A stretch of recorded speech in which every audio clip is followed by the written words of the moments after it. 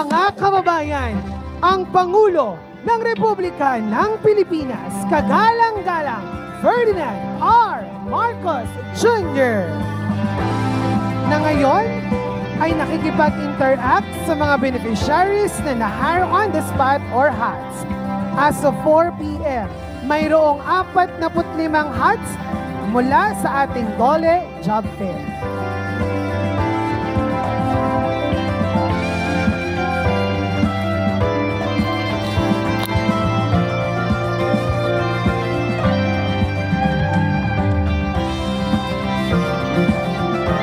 Ang ating mahal na Pangulo ay kasalukuyang bumibisita sa DOH Medical Booths. Bilang bahagi ng DOH Medical Mission, ito ay nagbibigay ng serbisyong medikal, kagaya ng check-up and laboratory services, medical procedures kagaya ng X-ray at ECG, vaccination for pneumonia at mga medisina.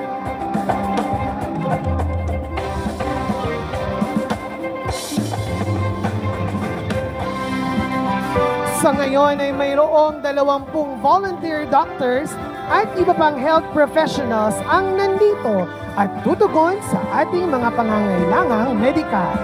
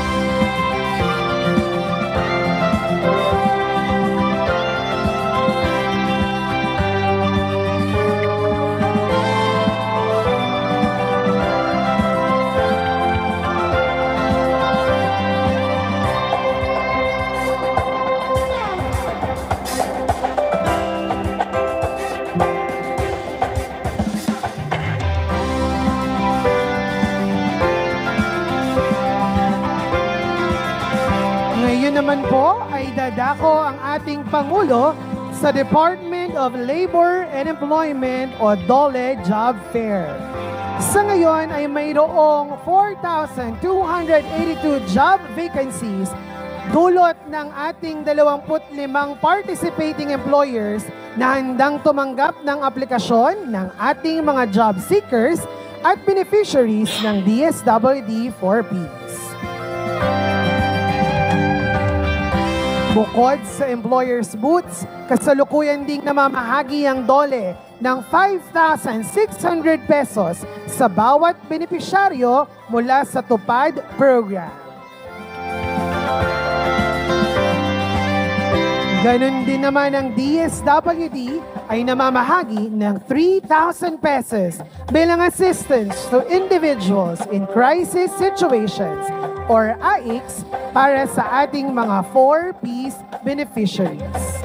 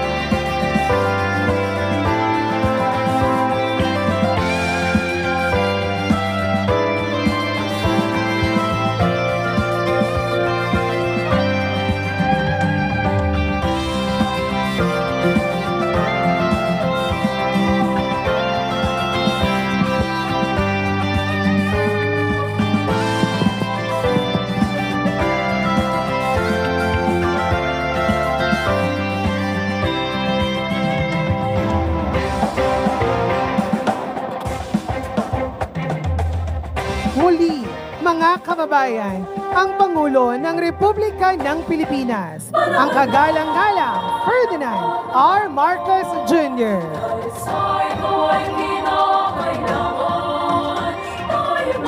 Maaari na pong maupo ang lahat.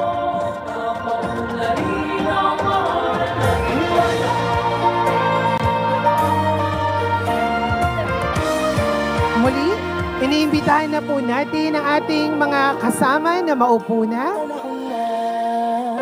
Pagbabago, dahil sa ito ay kinakailangan tayo na magtulong-tulong na paunlarin ang mahal nating bayan.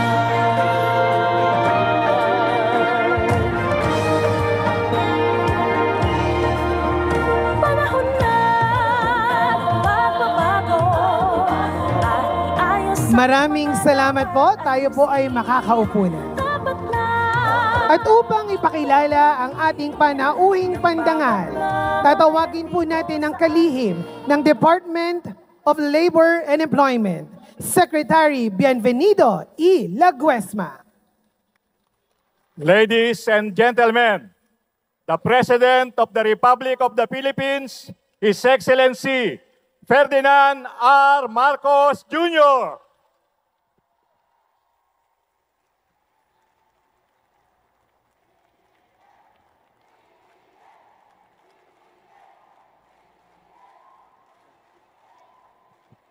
Maraming salamat po. Parang kampanya ulit. Ay, kampanya na nga. Maraming salamat sa ating kalihim ng Department of Employment, ang ating butihing Secretary Benny Laguesma sa kanyang pagpakilala. Magsiupo po tayo.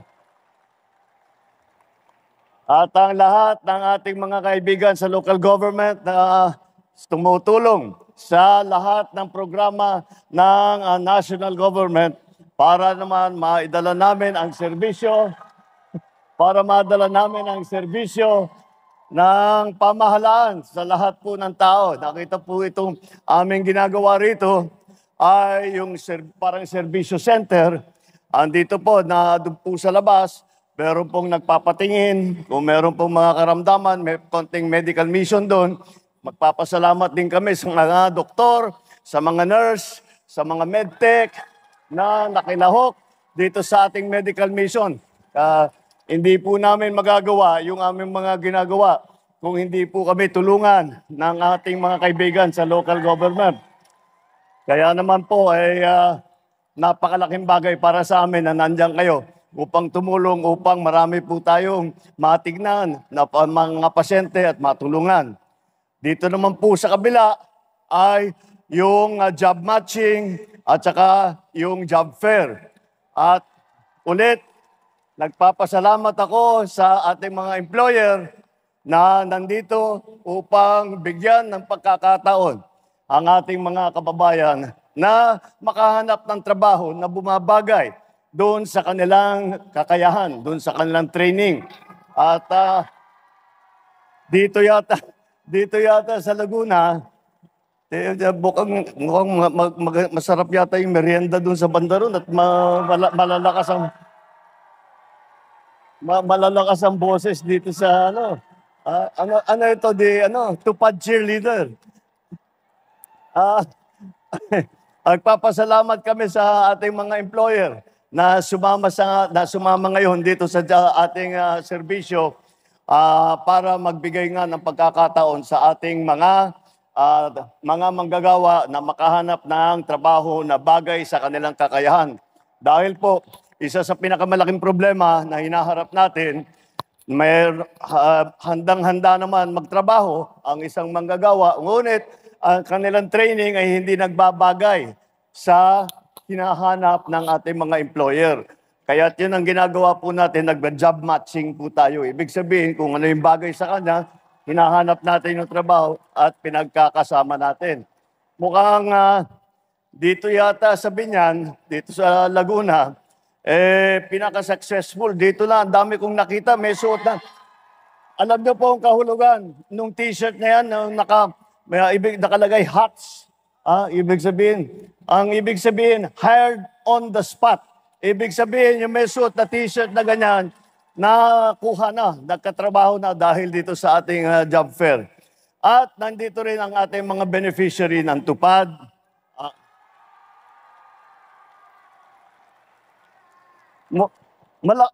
Si Sec Benny, ang laki yata ng binibigay ninyong benepisyo dahil napaka... Ang mga tupad ay beneficiaries para nga doon sa mga nawalan ng trabaho at nais magsimula. May konting livelihood, training, meron din konting tulong galing sa pamahalaan upang naman kahit nawalan trabaho, meron namang magagamit na kahit kakaunti na maipakain sa kanilang pamilya, sa sarili nila. Yan po, nandyan po ang tupad. At dito naman sa Mandarito ay ang ating mga AIX na beneficiary.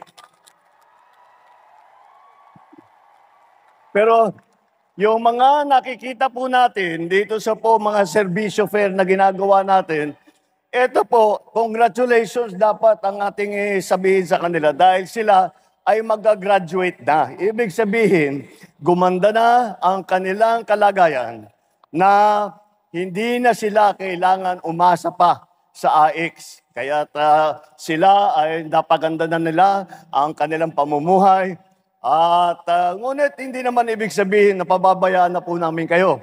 Nandiyan pa rin kami at tutulungan po kayo namin sa mga ganon din, livelihood program at sa employment program, lahat po ng ganon. Yun ang gagawin po natin para sa ating mga AIX graduate. Ganyan po ang aming mga ginagawa dito sa ating pamahalaan. Meron po kami polisiya na sinusundan.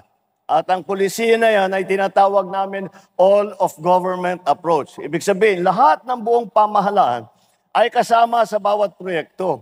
Kaya po, dito po ay ilang cabinet secretary. Nandyan po, nakakilala po ninyo si Secretary Benny Laguesma ng DOLE. Andyan po si Secretary Ted Herbosa ng DOH, the Department of Health. Andyan din po, Secretary Rex Gatchalian ng DSWD. Andyan din po si Secretary Anton Lagdameo na siyang troubleshooter namin lahat. Pagka nagkakaproblema sila, siyang nag-aayos. At kaya po ay ginagawa po namin ang tinatawag na all-of-government approach. Dahil sa aming pananaw, yung malalaking problema na hinaharap ng taong bayan ay hindi kakayaning ayusin ng iisang departamento lamang. Kailangan ipagsama-sama natin lahat ng kakayahan ng pamahalaan, lahat ng yaman, lahat ng galing, ng lahat na nasa pamahalaan na makakatulong. Kaya po, hindi lamang isang departamento ang tinitignan po natin. Hindi lang isang departamento ang inaasahan natin. Kapag makatulong ang ibang departamento, pinagsama-sama po natin, kagaya para naman mas maganda ang pagparating ng serbisyo sa ating mga kababayan. Yan po ang aming ginagawa ngayon. At pag sinasabi kong whole of government approach, hindi lang po national government ang pinag-uusapan dito. Dahil local government ay napakalaking bahagi, napakahalagang bahagi ng ating ginagawa. Kung hindi po magandang ugnayan, at hindi po magandang tulungan ng national government at saka local government, napakahirap po ng aming gagawin.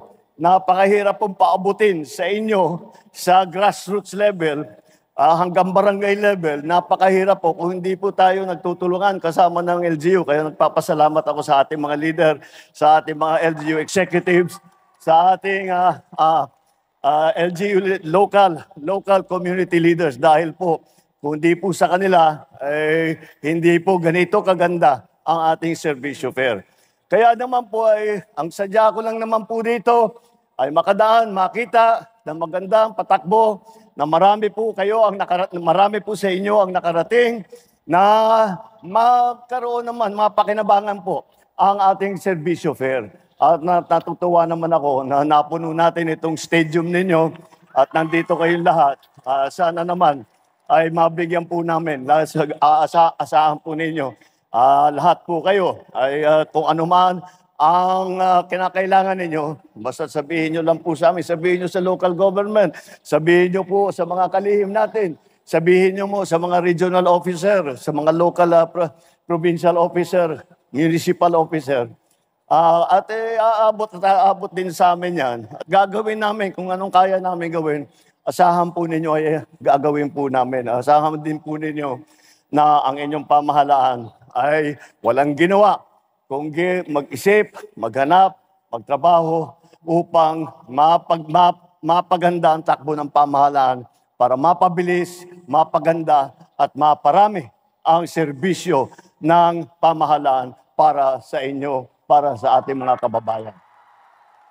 Kaya po, yun lang naman po at sana naman po ay itong aming ginagawa ng mga serbisyo fair ay makatulong sa inyo. At alam niyo po, hindi lang po dito sa Binyan ito, ay ginagawa namin ito sa buong Pilipinas. At kagaya ng nangyayari dito, ay meron din po sa iba't ibang lugar. Para naman ay hindi sabihin na pagka lamang andun ako na magkakaroon ng ganito. Kahit wala po ako ron, meron po tayo mga tinatawag na serbisyo fair. Asahan po ninyo, patuloy po namin gagawin ito hanggat may kailangan kayo. Ang pamahalaan ninyo ay hindi kayo iiwanan. Nandito kami upang kayo ay magserbisyo sa inyo. Maraming salamat po. Thank you po, Binyan. Thank you, Laguna. Maraming salamat sa inyo. Maraming salamat po, mahal na Pangulo. Malugod po naming inaanayahan ang ating mahal na Pangulo sa ibaba ng entablado para sa isang group photo kasama ang ating mga beneficiaries. Maaaring ang lahat po ay magtipon sa bandang gitna at lumapit sa may unahan para sa ating group photo.